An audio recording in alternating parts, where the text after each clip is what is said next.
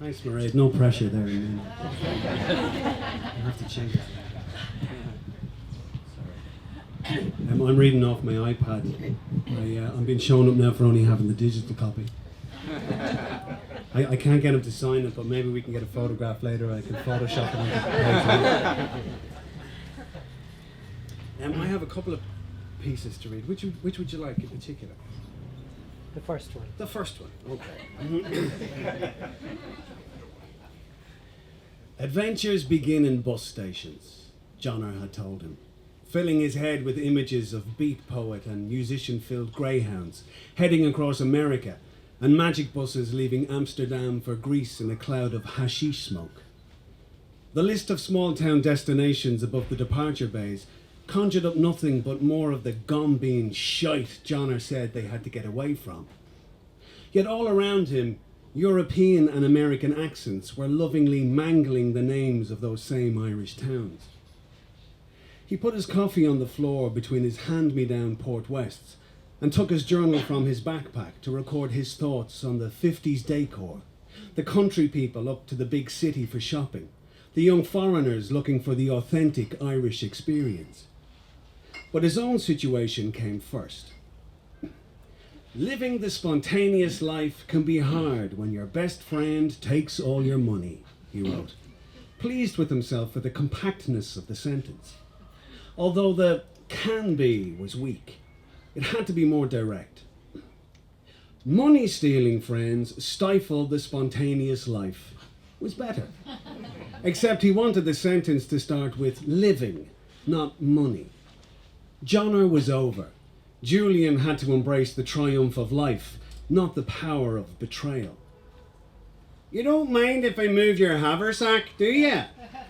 The North of Ireland accent came from behind his backpack, which was moved to the floor and its place on the chair taken by a bigger, fuller bag.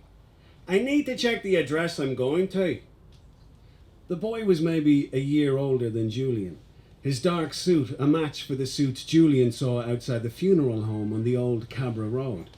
Except this boy's tie was school-striped, not black. He sat down on the next chair alone, his bag now between them, and took a newspaper and a street map from the bag, talking as he went. See me, I'm going for a job, he said, at Miss Dolly Considine's, the well-known hotelier. His hair was longer than Johnner's. Julian would want it cut. I was told to be there at 11, the boy said, stretching his legs out in front of him and moving his finger along the lines of paper streets, twisting and turning his ankles as if he were following the traced-out route. He had small, even dainty feet, and Julian could see him dancing or ducking and weaving around a football field, leaving bigger men behind him frustrated. I was up at 4, and my mammy was up before that, if she slept at all. She admitted to 3:30 when I came down and found her making sandwiches and fretting about me missing the bus. My older brother didn't even get out of bed to say goodbye. What sort of leave-taking was that? Julian picked up his coffee and looked back at the sentence in his journal. His own mother would be outside the GPO all day, encouraging people to sign a petition in support of a woman's right to terminate her unwanted pregnancy. And his own brother, now over the Irish Sea, expecting a midday meal on the table, and a younger brother who respected his collection of precious jazz records. I suppose you just arrived in Ireland, the boy said, his finger pressed to the map, but his eyes looking at Julian. So no point in asking you for directions. Let me guess, you're blonde, like a German, or Swedish. Do you even understand what I'm saying? Julian shook his head, then nodded, excited that his hair made him look foreign. But if he spoke, he'd be a Dubliner again, so he smiled and widened his eyes. The boy wanted him to be exotic. I see you have a notebook to record your experiences. My mammy is very fond of a notebook. Very fond. A bus station attendant began herding people towards the shuttle bus.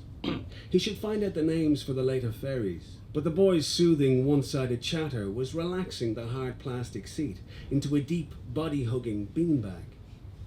It had been listening to Johnner that had got him into his present trouble. He was not going to be distracted by this boy's seductive lilt.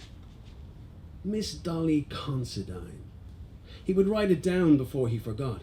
He would focus on her, record her name, imagine her frustrated spinsterhood, her excitement at the forthcoming interview with the young man. My mammy refers to her notebook as her Countess on Lay. It's Irish, the boy said. I suppose you wouldn't be able to pronounce it, it being foreign in your mouth.